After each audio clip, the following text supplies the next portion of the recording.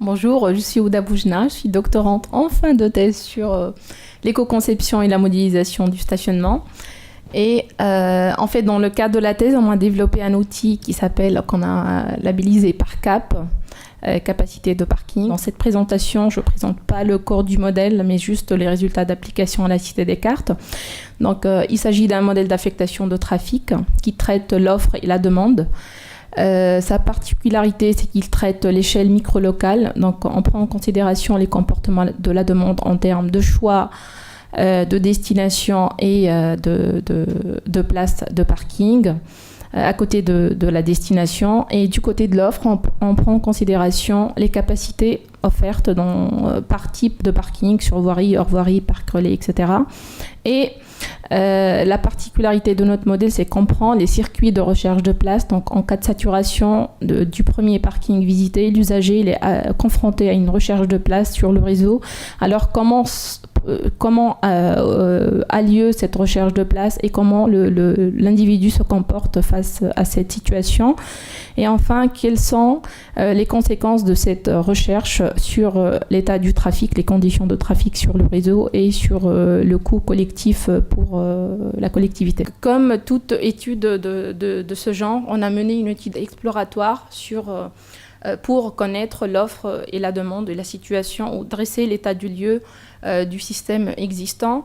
Donc, du côté de l'offre, on a essayé un peu de mesurer et localiser finement dans l'espace les parkings existants. Donc, dans l'ensemble, on a recensé l'équivalent de 7000 places, donc 40% sont presque sur voirie et un peu moins de 10% en parc relais. Donc, passons maintenant à la demande. Une enquête par questionnaire a été mise en place sur quatre zones du territoire. Les résultats de cette enquête demande révèlent un temps moyen de recherche de place qui est égal à 5 minutes, mais avec des temps de recherche moyens assez contrastés par zone. Par exemple, au nord, le temps de recherche il est équivalent à 0 presque, il est quasi nul, alors que dans la zone de la gare, il peut même aller jusqu'à 10 minutes ou même plus. Les résultats de cette enquête ont été ensuite complétés par un diagnostic et des résultats d'entretien effectués avec les responsables aménagement et urbanisme de la commune de Champs-sur-Marne et de Noisy-le-Grand, qui ont confirmé certains anciens constats. Donc, pour tout ce qui est parking privé, donc, il y a quasiment absence de tarification sur la Cité Descartes. Et par contre, il y a une sous-occupation du parking qui est juste à côté de Noisy-le-Grand parce qu'il est payant.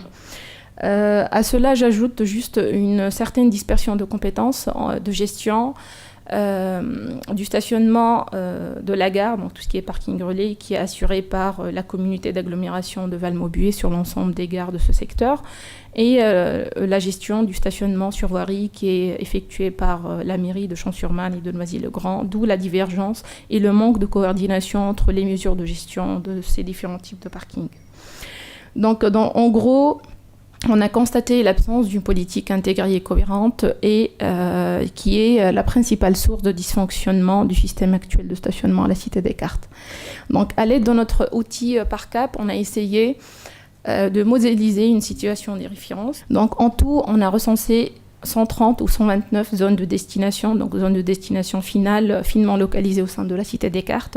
Et on a on a généré des matrices origine-destination, donc les origines déjà présentées et l'ensemble des destinations au sein de la Cité Descartes. On a calculé les matrices de demande et à l'aide de notre outil par CAP, on peut avoir différents types d'informations. Donc d'abord, une information spatialisée sur la disponibilité de places au sein du territoire étudié. Donc sur cette carte, on peut déjà voir ou distinguer déjà la disponibilité de places par type d'offre. Donc ici sur voirie, on a déjà la couleur du parking ou du segment de voirie renseigne sur la disponibilité de place et sur sa degré de saturation. C'est à peu près les mêmes couleurs qu'un feu rouge.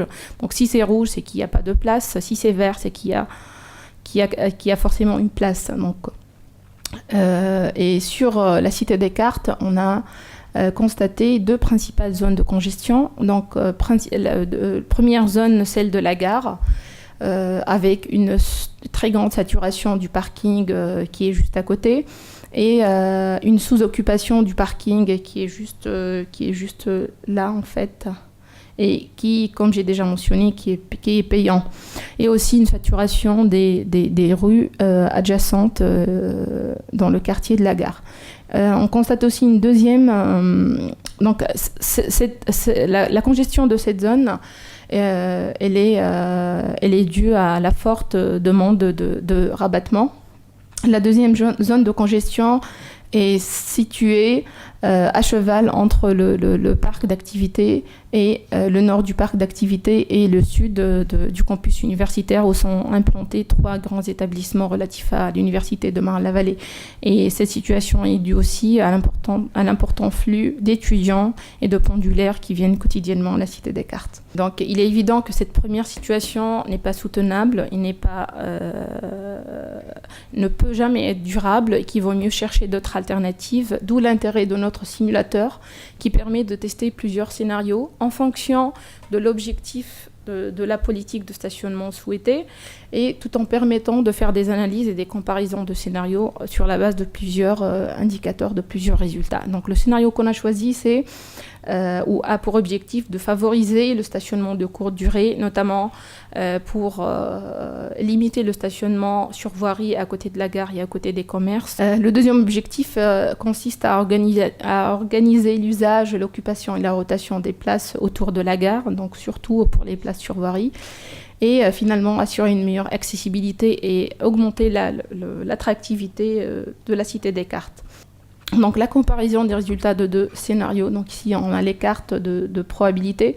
La zone de congestion autour de la gare s'est beaucoup atténuée, et comme vous pouvez le remarquer,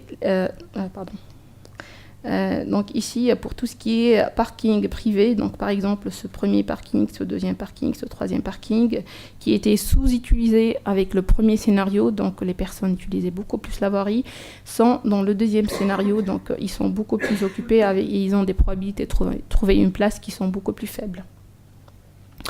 Donc notre simulateur permet aussi de comparer d'autres types de résultats, par exemple le coût pour l'usager. Donc on peut comparer par exemple le temps de recherche moyen pour l'usager, le temps de marche à pied vers la destination finale et aussi le temps de parcours principal.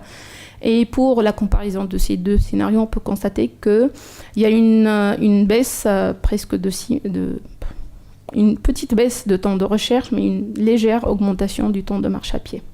Donc, en guise de conclusion, notre principale recommandation, c'est d'éco-concevoir le stationnement, c'est-à-dire prendre le stationnement comme élément du système urbain, élément du système de transport, et pas seulement un élément permissif de gestion de tout ce qui est déplacement automobile ou de satisfaction des besoins et des souhaits des élus ou des résidents.